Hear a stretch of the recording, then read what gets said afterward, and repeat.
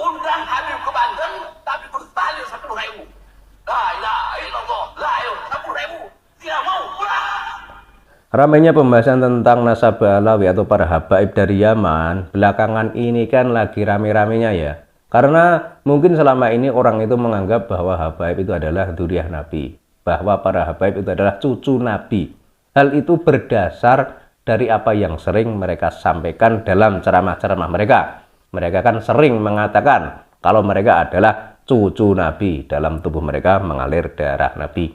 Tapi ternyata setelah adanya kajian ilmiah Kiai Imaduddin Utsman Al-Bantani, semua itu terbantahkan. Ternyata mereka ini tidak terkonfirmasi tersambung kepada Kanjeng Nabi. Berdasar kajian kitab nasab abad ke-4, abad ke-5, abad ke-6, abad ke-7 maupun abad ke-8. Kemudian berdasar sejarah juga tidak terbukti. Sementara berdasar tes DNA, mereka juga tidak berani melakukan tes DNA hingga saat ini.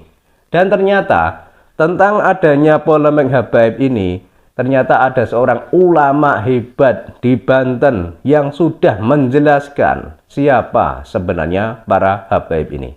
Kita simak bersama videonya. Al-ulama warasatul anbiya, bukan habaib. Bukan. Jadi sudah jelas ya, al-ulama warasatul anbiya, bukan habaib. Jadi penerus Nabi itu adalah ulama, bukan habaib. Ini adalah penjelasan dari seorang ulama dari Banten yang sangat karismatik bernama Abuya Muhtadi. Beliau ini adalah putra dari Abuya Dimyati dari Banten. Habib kalau tidak mau tahlil di depan masyarakat 10.000. Habib kalau tidak mau tahlil 10.000 kali di hadapan masyarakat, pulang. Di sini kan jelas. Jadi yang namanya Habib itu bukanlah sesuatu hal yang istimewa. Meskipun seorang Habib kalau tidak mau tahlil 10.000 kali, pulang. Kan seperti itu. Undang Habib ke Banten, tapi bertanya 10.000. La ilaha illallah, la ilaha 10.000. Tidak mau pulang.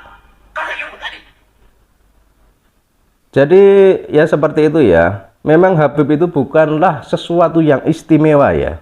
Tapi mungkin selama ini masyarakat Indonesia itu kan karena sering mendapat doktrin ya, kalau habaib itu adalah dzurriyyah Nabi, kalau habaib itu adalah cucu Nabi, sehingga tidak sedikit orang di negeri ini memperlakukan habaib itu adalah sesuatu yang istimewa, yang lebih dari manusia lainnya.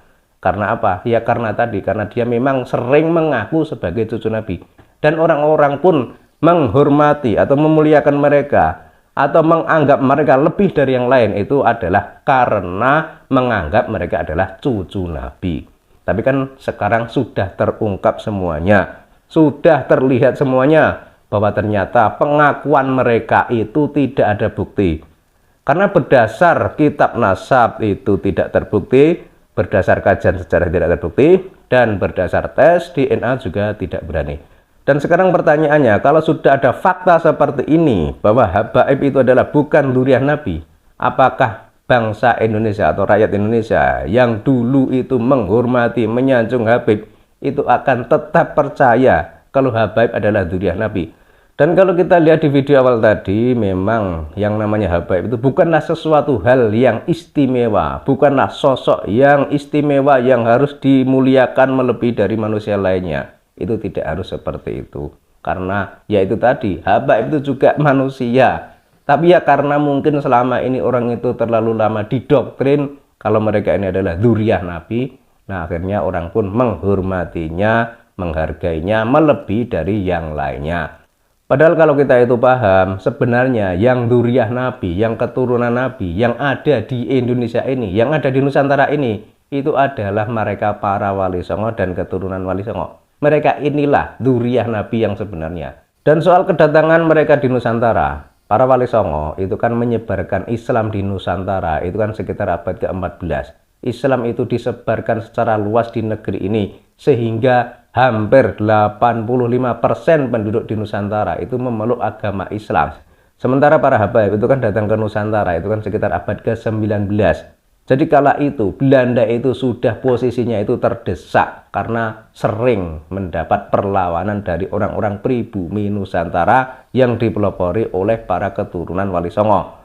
Nah, karena kondisi terdesak, butuh bantuan, butuh dekengan, akhirnya Belanda pun mendatangkan para imigran dari Yaman. Dan para imigran dari Yaman ini juga bekerja kepada Belanda, membela Belanda, membantu Belanda dalam rangka melindungi Belanda untuk memperpanjang kekuasaannya atau dalam rangka untuk menguatkan penjajahannya di bumi pertiwi ini.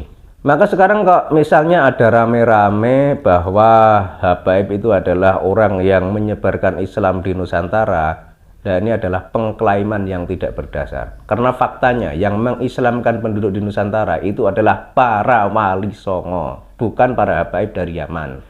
Kemudian belakangan ini juga lagi ramai tentang pengklaiman makam. Ada makam palsu, misalnya makam KRT Sumodiningrat. KRT Sumodiningrat itu jelas Trah Mataram. Makamnya itu ada di Jejeran, Bantul, Yogyakarta. Tapi di Semarang itu ada yang membuatnya dengan nama Habib Hasan bin Toha bin Yahya. Kemudian dianggap itu adalah makamnya KRT Sumodiningrat. Ini kan sebuah pemelencengan sejarah yang terstruktur dan masif, yang tujuannya itu untuk mengaburkan sejarah bangsa ini, untuk mengaburkan sejarah leluhur bangsa ini.